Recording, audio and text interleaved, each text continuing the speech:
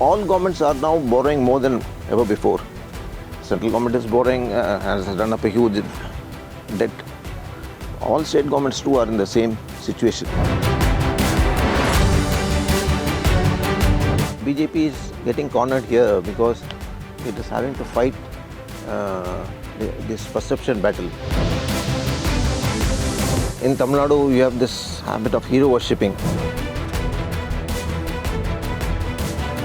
How do you rate Stalin's performance as a Chief Minister of Tamil Nadu out of 10? 6. Stalin as Udayanidhi's father. Hello Federal viewers, welcome to a special interview with senior journalist Mr. Rangaraj. The interview is focused on the 4 years performance of Chief Minister MK Stalin in Tamil Nadu. Hello sir, welcome to the show. Sir, you have covered many elections and rallies and several welfare programs by Chief Ministers like MGR, Jayalalitha, Kalaignar Karunanidhi, EPS and now Stalin. So how do you assess the performance of Stalin in the last 4 years as CM? Of course, Stalin does not have the charisma of MGR or the glamour image of MGR and Jayalalitha. Karunanidhi didn't have, but he overcame it through his own oratorical skills, his literary skills, his ability as a writer, as an orator, and public service. So Stalin himself says that I am not an orator like Karunanidhi, but I believe in hard work. So as the Chief Minister of Tamil Nadu, was he able to balance the social welfare schemes and the fiscal deficit because the state is facing huge debts? Largely within the constraints of fiscal management, which is controlled essentially by the GST. Ever since the GST has come, there is very little resource base for the state to raise resources on its own or to manage enough funds to keep its welfare schemes going. See, the problem is welfare schemes are fine. They are necessary, as all political parties find. Before election time, they have to make promises and they have to keep them. Question is how to raise the money. So with the GST, Tamil Nadu government has very little option to raise revenue on its own. So that's one of the main reasons why it is continuing with the state-owned liquor sales, which brings in something like 30,000 crores a year. So barring that, there's very little elbow room for the state to raise taxes and find money for its welfare schemes. So given that situation, all governments are now borrowing more than ever before. Central government is borrowing, has run up a huge debt. All state governments too are in the same situation. In fact, the state's borrowing has gone up from something like 4 lakh crore to more than 9.5 lakh crore now. It has doubled in the last 4 years. But the justification that is being given by the government is that the debt to gross state domestic product ratio, GSDP ratio, is still only about 26%. It is lower than the 27% ceiling fixed by the union government. Fiscal deficit is a worrying factor in terms of the large borrowing. On the other hand, the state has performed very well in terms of GSDP. Its growth rate is 9.69%, which is higher than the national average of 6.5%. Sir, in the span of 4 years, Stalin has moved to the court many times for the differences with the governor, for federal rights, all that. He even hosted an all-party meeting on delimitation. So Stalin has emerged as a national level leader, or do you think he still remains as a regional leader and fighting for the regional identity? No, I don't think he harbors any national aspirations. For one thing, language is a handicap. That apart, the success of the delimitation conference of various parties brought together has provided the party some traction, some mileage at the national level, and people are sitting up and taking notice that he is a man who is fighting the central government and is also doing things, is bringing together various parties. He is able to put together a conference and an action plan and putting the BJP on the mat. So he has acquired a kind of national status by doing that. Next stage, probably a second fillip to his image came by the Supreme Court on the issue of the governors and federal rights. That again is a gain not only for Tamil Nadu, various other states who are also fighting the governor and the BJP's tactics of using the governors for political motives. So there again, what Tamil Nadu has done is helping other non-BJP chief ministers. So that again is the second point that's worked in their favor. The third thing they may take up is probably autonomy, state autonomy, for which they set up a panel. Maybe they may think of a national level conference to promote state autonomy and federalism as a counter to what the BJP is doing.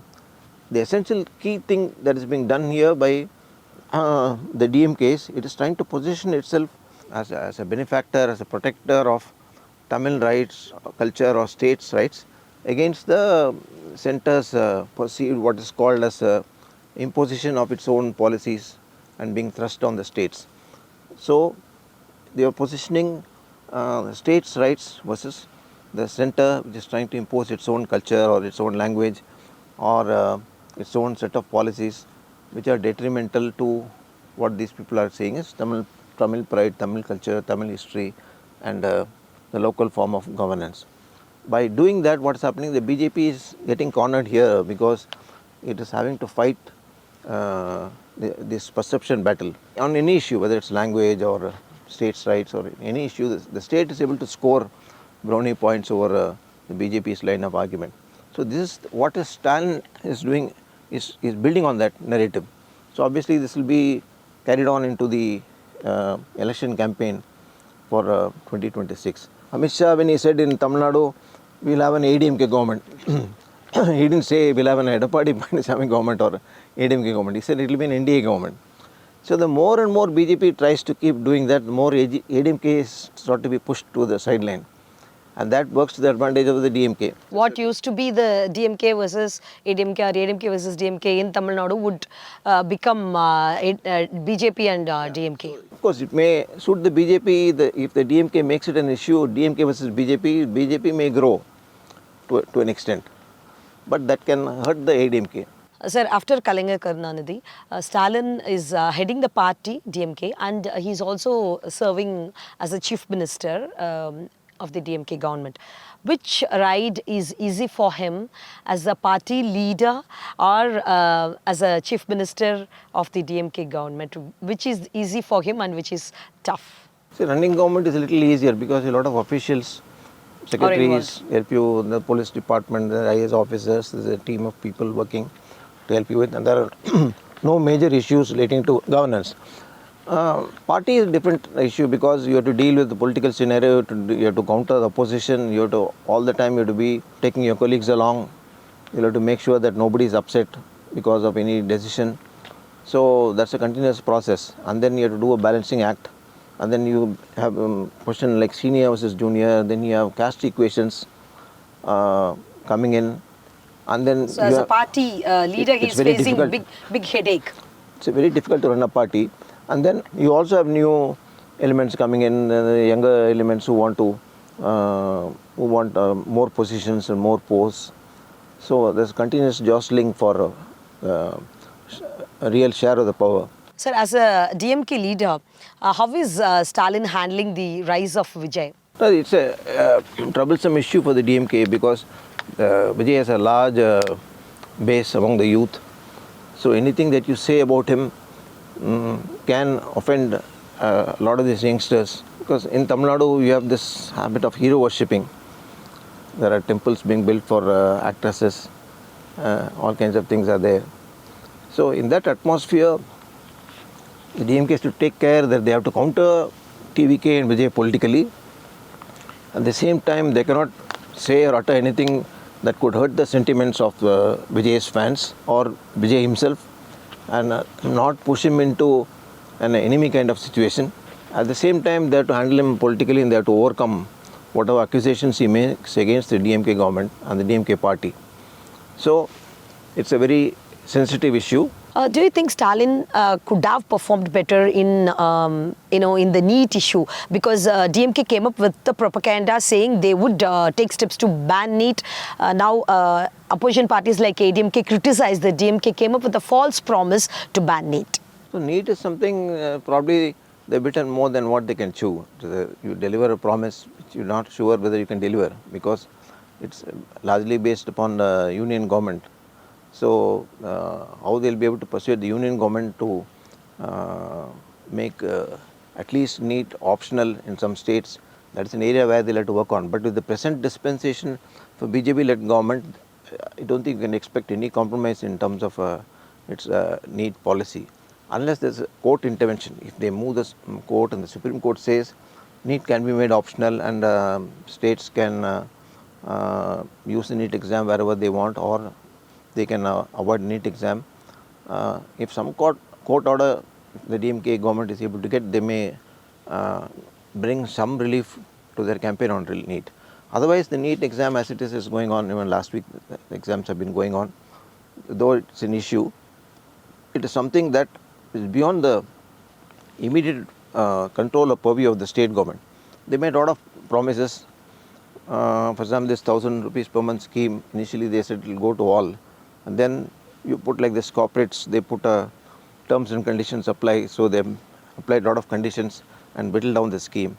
So that has created some heartburn and some unpopularity in some areas, especially among women.